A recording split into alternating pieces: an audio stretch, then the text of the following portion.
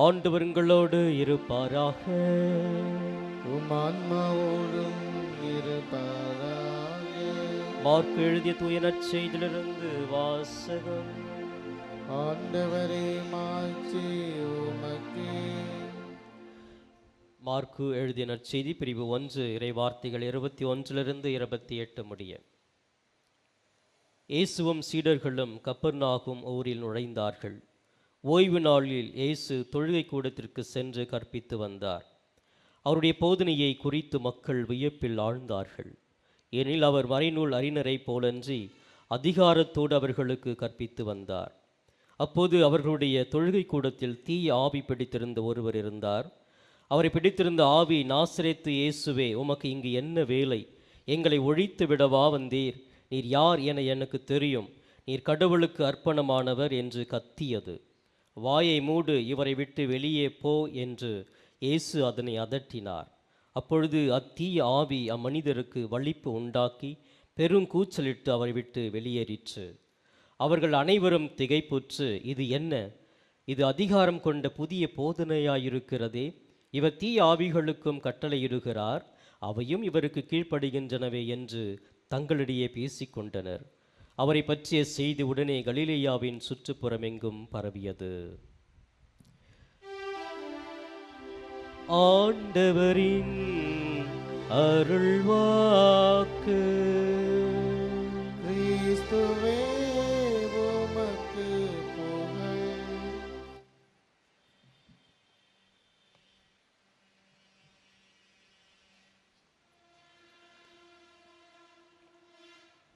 இயேசுவில் பிரியமானவர்களே, இதோ சிறப்பாக இந்த நாளிலே நம்முடைய தமிழகத்தில் பொங்கல் விழாவை சிறப்பாக கொண்டாடி கொண்டிருக்கிறோம். ஒரு நன்றியின் விழாவாக இந்த நல்ல நாளிலே இறைவனுக்கு நன்றி கூறுவது, எண்ணற்ற விதங்களிலே சிறப்பாக இயற்கையின் மூலமாக, விவசாயிகள் மூலமாக, உழைப்பாளிகள் மூலமாக, ஆடு மாடுகள் மூலமாக இறைவன் நமக்கு அநேக நல்ல காரியங்களை செய்திருக்கிறார். உண்பதற்கு நல்ல உணவையும் நல்ல இருப்பிடத்தையும் கொடுத்திருக்கிறார். அந்த இறைவனுக்கு இந்த நாளிலே சிறப்பாக நன்றி கூறுவோம். இந்த நாளிலே கூட தாயாம் திரு அவையானது ஒரு எளிமையான ஒரு செய்தியை நமக்கு கொடுக்கிறது. என்ன செய்தி? இயேசுவினுடைய பெயருக்கு வலிமை உண்டு என்ற ஒரு செய்தியை கொடுக்கிறது. Praise the Lord, praise the Lord. புனித அந்தோனியாரே, சத்தமாக சொல்லுங்கள், எங்களுக்காக வேண்டிக் கொள்ளும். புனித அந்தோனியாரே, புனித அந்தோனியாரே. பிரியமானவர்களே, இயேசுவினுடைய பெயருக்கு வலிமை உண்டு. இந்த பெயரை சொன்னாலே போதும், அப்படிப்பட்ட பெயரிலே சக்தி உண்டு என்பதைத்தான் இந்த நற்செய்தி நாம் வாசிக்க கேட்டோம். இது நமக்கு தெரியுதோ இல்லையோ, சாத்தானுக்கு தெரியுதுங்க. அவருடைய பெயருக்கு அவ்வளோ வலிமை உண்டு அப்படிங்கிறத பகுதியை இந்த நற்செய்தி நாம் வாசிக்க கேட்டோம். இயேசு ஒரு இளைஞன் இடத்துல இருந்து பேயை ஓட்டுகிறார். பேய் இருக்கா இல்லையா? சொல்லுங்க, பேய் இருக்கா இல்லையா? எங்க இருக்குது? எப்படி இருக்குது? யாராவது பேயை பார்த்துருக்கீங்களா? பார்த்துருக்கீங்க? யார் பக்கத்தில் இருக்காங்களா? இல்லை, தூரத்தில் இருக்கிறாங்க. பிரியமானவர்களே, இது ஒரு விவாதம். பேய் இருக்கா இல்லையான்னு போட்டு நிறைய பேரை பேசலாம். ஆனால் தொடக்கத்திலிருந்து விவிலியத்தை நம்ம படித்தோம் அப்படின்னு சொன்னால், ஆதாம் ஏவாள் ஏமாந்தாங்க இல்லையா? சாத்தான் வந்து ஒரு பாம்பு உருவத்தில் வந்து ஏமாத்தினது அப்படி வந்துட்டே இருக்குது. இயேசு கூட பாலைவனத்தில் தன்னை தயாரிக்கிற போது சாத்தானால் சோதிக்கப்படுகிறார். சாத்தானை தூக்கிட்டு போயிட்டு என்னென்னோ பண்ணுறாங்க. ஸோ அப்போ இந்த பேய், சாத்தான், பில்லி சூனியம், வைப்பு, இது எல்லாமே இருக்கா இல்லையா அப்படின்னு நம்ம யோசிக்கிறத விட, அது இருந்தால் அது எப்படி நம்ம அதிலிருந்து வெளியே வர்றது அப்படிங்கிறது தான் இயேசு நமக்கு இன்றைக்கி சொல்லிக் கொடுக்குற ஒரு பாடமாக இருக்கிறது. பிரியமானவர்களே, இயேசு வாழ்ந்த காலத்திலும் சரி, இயேசுவுக்கு முன்பாகவும் சரி, யூதர்களுக்கு பெரிய நம்பிக்கை, கடவுளை விட சாத்தானிடத்திலே பெரிய நம்பிக்கை அதிகமாக இருக்கிறது. பேய் இருக்கிறது, பிசாசு இருக்கிறது, அதுதான் நம் வாழ்கிற பகுதியில் இருந்து நம்மை ஆட்கொள்ளுகிறது அப்படின்னு நம்பினாங்க. அந்த நம்பிக்கை எந்த அளவுக்கு இருந்துச்சுனாக்கா, பேய் வந்து எங்கேயோ ஒரு இடத்துல இருந்து நமக்கு திடீர்னு வந்து இருளில் இருக்கும், நம்மளை வந்து அட்டாக் பண்ணும், குடும்பத்தில் வந்து அட்டாக் பண்ணும், நம்ம பர்சனலாக தனியாக எங்கேயா போகணுன்னாக்கா அந்த பேய் வந்து நம்மை துரத்தி ஏதாவது பண்ணிடும் அப்படிங்கிற ஒரு பயம் அவர்களுக்கு நம்பிக்கை அதிகமாக இருந்தது. இன்னொரு நம்பிக்கையும் இருந்தது. என்ன நம்பிக்கை அப்படின்னா, தீய பாவ வாழ்க்கையில் வாழ்ந்தவர்கள், தவறு செஞ்சவங்க எப்படியாவது தவறாக இறந்துட்டாங்கன்னா, தற்கொலை பண்ணிக்கிட்டாங்கன்னா, அவங்க ஆவியாக வந்து அதுவும் நம்ம மேலே பிடிச்சிக்கிட்டா அந்த பேய் நம்ம விட்டு போகாது. இப்படி பல்வேறு மூட நம்பிக்கைகள் யூத மக்களுக்கு இருக்கிறது. இந்த சூழ்நிலை தான் இயேசு வருகிறாரு. அப்போ பேய் பிடிச்சவங்களாம் இருக்கிறாங்க. அப்போ மருத்துவர் அதிகமாக இல்லாத ஒரு காலகட்டத்தில் பேய் பிடிச்சவங்களுக்கு அந்த பேயை எப்படி வெளியே எடுக்கணும் அப்படின்னா, அந்த காலத்தில் யூதர் கலாச்சாரப்படி கல்லறையெல்லாம் போய் பார்த்தீங்கன்னா அந்த மண்டை ஓடி நிறைய கிடக்கும். அந்த மண்டை ஓட்டில் தலை உச்சியில் ஒரு சின்ன சின்ன ஓட்டை இருக்குமா. அது எதுக்கு அந்த ஓட்டை அப்படின்னா, அந்த காலத்தில் அந்த பேயை உடம்புலேருந்து வெளியே வர வைக்கிறதுக்கு தலை உச்சியில் ஒரு ஓட்டையை போட்டுருவாங்களாம். அது வழியாக பேய் வெளியே வந்துடும், இவங்க பொழைச்சிக்குவாங்க அப்படின்னு. அப்போ நிறைய மண்டை ஓட்டுகளை பார்த்தீங்கன்னா தலை உச்சியில் ஓட்டை இருக்குது. இது அவரோட நம்பிக்கையாக இருந்தது. அப்போ இயேசு வருகிறார். இயேசு வாழ்ந்த காலத்தில் பேய் ஆடிட்டுலாம் வர்றாங்க. அதுதான் இந்த இடத்துல இயேசு அந்த ஒரு இளைஞர் மத்தியில் பேயை ஓட்டுகிறார்.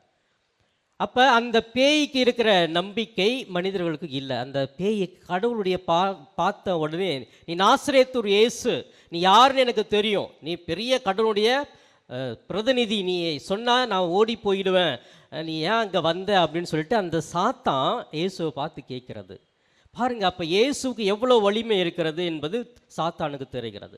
நமது வாழ்க்கைக்கு வருவோமே, நம்ம கடவுள் மேலே அதிகமாக நம்பிக்கை வைக்கிறோமா, சாத்தான் மேலே நம்பிக்கை வைக்கிறோமா அப்படின்னா சாத்தான் மேலே தான்.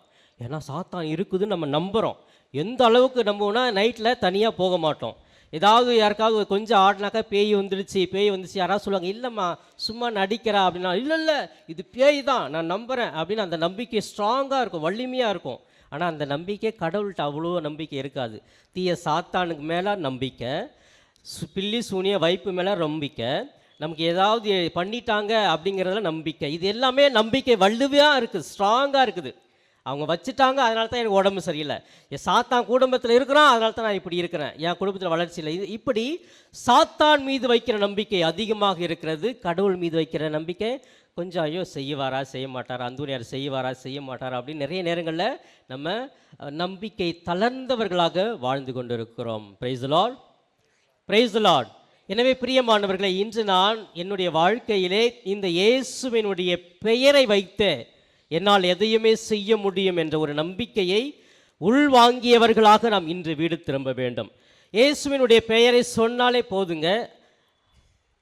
நம்ம நற்செய்தியில் கூட படிப்போம், அந்த பார்வையற்றவன் ரொம்ப தூரத்துலேருந்து இயேசுவே தாவீதின் மகனே என் மீது இறங்கும் அப்படின்னு சொல்லிட்டு அந்த இயேசுவினுடைய பெயரை உச்சரிக்கிறான். அப்போ உச்சரிக்கும் பொழுது இயேசு திரும்பி பார்த்து அவனுக்கு வந்து விடுதலை கொடுக்கிறார். அப்படி இயேசு பெயருக்கே வலிமை உண்டு, சக்தி உண்டு. இது சாத்தானுக்கு தெரியும், நமக்கு தெரியாமல் போய்விடுகிறது. இந்த இயேசுவினுடைய பெயர் விவிலியத்திலே எத்தனை இடங்களிலே என்னென்ன சொல்லுகிறது என்று இன்று நாம் சிந்திப்போமே. யோவான் நற்செய்தி 14ஆம் அதிகாரம் 13, 16 இவ்வாறு சொல்லுகிறது, நீங்கள் என் பெயரால் எதை கேட்டாலும் செய்வேன். யோவான் நற்செய்தியில் நீங்கள் என்னுடைய பெயரை வச்சு இயேசுவே அப்படின்னு சொல்லிட்டு நீங்கள் எதை கேட்டாலும் நான் உங்களுக்கு செய்வேன் என்று வாக்கு கொடுப்பவர் நம் ஆண்டவர் இயேசு கிறிஸ்து. இதையே பிலிப்பியருக்கு எழுதிய திருமுகம் 2ஆம் அதிகாரம் 9வது வசனத்தில் படிக்கிறோம். இயேசுவின் பெயருக்கு விண்ணவர் மன்னவர் கீழுலகோர் அனைவரும் மண்டியிடுவர். அந்த இயேசுவினுடைய பெயர் அப்படின்னு சொன்னாலே விண்ணகத்திலும் சரி மண்ணகத்திலும் சரி அனைவரும் மண்டியிடுவர். அப்படிப்பட்ட வலிமை இந்த பெயருக்கு இயேசுவுக்கு இருக்கிறது என்று சொல்லப்படுகிறது. அதோடு திருத்தூதர் பணிகள் 3ஆம் அதிகாரம் 6வது வசனத்தில் இவ்வாறு படிக்கிறோம், நாசரேத்து இயேசு கிறிஸ்துவின் பெயரால் எழுந்து நட என்றார் பேதுரு. அப்போ பேதுரு கூட பல்வேறு புதுமைகள் செஞ்சுட்டு வந்தார். அவருடைய பெயரில் நான் பேதுரு சொல்கிறேன் எந்திரிச்சு நடன்னு சொல்லலை, நாசரேத்து இயேசுவின் பெயரால் சொல்லுகிறேன் எழுந்து நட அப்படின்னு சொன்னோடனே முடக்குவாதம் முட்டவன் எழுந்து நடக்க ஆரம்பித்தான் என்று திருத்தூதர் பணிகளிலே நாம் படிக்கிறோம். அதோடு கூட மார்க் எழுதிய நற்செய்தி 16ஆம் அதிகாரம் 17வது வசனத்திலே, என் பெயரால் நீங்கள் பேய்களை ஓட்டுவர், புதிய மொழிகளை பேசுவர், பாம்புகளை தம் கைகளால் பிடிப்பர். பாருங்க, என்னுடைய பெயரால் பேய்களை ஓட்டுவர் என்று அழகாக இயேசு சொல்லுகிறார். என் பெயர் வச்சுட்டு சொல்லுங்கள், பேய் ஆடிட்டு இருக்காங்களா, இயேசுவின் பெயரால் சொல்லுகிறேன், சாத்தானை இவன் விட்டு அகன்று போ அப்படின்னு சொன்னாலே போதும். எப்படி நம்பிக்கையோடு சொன்னீங்கன்னா அந்த சாத்தான் ஓடி போவான் என்று விவிலியத்தில் அழகாக சொல்லப்பட்டிருக்கிறது. அதோடு கூட பிரியமானவர்கள், ரோமையருக்கு எழுதிய திருமுகம் 10ஆம் அதிகாரம் 13வது வசனத்திலே, ஆண்டவரின் திருப்பெயரை அறிக்கையிட்டு மன்றாடுகிறவர் அனைவரும் அதை பெற்றுக்கொள்ளுவர்.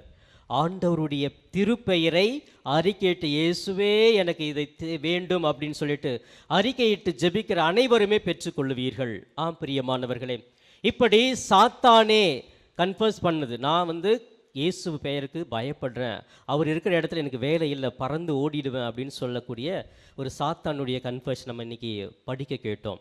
இதுதான் கோடி அற்புதருடைய வாழ்க்கையில் கூட நிறைய பேய் ஓட்டியிருக்கிறார் அந்தோனியார். இன்றைக்கி அந்தோனியருடைய கெபி, அவருடைய சுரூபம் எங்கெல்லாம் இருக்கிறதோ அங்கெல்லாம் பேய் தலை விரித்து ஆடுகிறது, அப்படி இல்லையா? அப்படி ஆடி அந்த இடத்துலேருந்து ஓடிடுது அப்படின்னு சொல்கிறாங்க. அப்போ இவர் வாழ்ந்த வாழ்க்கையில் கூட பேய்களை ஓட்டினார். இது வரலாறு. அவர் எப்படி ஓட்டினார்? கைகளை வச்சு ஓட்டல, அவர் கையிலே திரு சிலுவை இருந்தது. அந்த சிலுவையை வச்சு இயேசுவினுடைய பெயரை சொல்லி அறிக்கையிட்டு சாத்தானை விரட்டி ஓட்டி இருக்கிறார். அந்த சிலுவை வச்சு தான் ஓட்டினாரே ஒழிய அவர் தன்னுடைய வார்த்தையால் அந்தோனியாகிய நான் சொல்லுகிறேன் சாத்தானை ஓடிப்போ அப்படின்னு சொல்லவே இல்லை. இயேசுவினுடைய திரு சிலுவை வைத்து பேய்களை ஓட்டுகிறார். அந்த பேய்கள் அப்படின்னாலே நமக்கு ஒரு பயம்.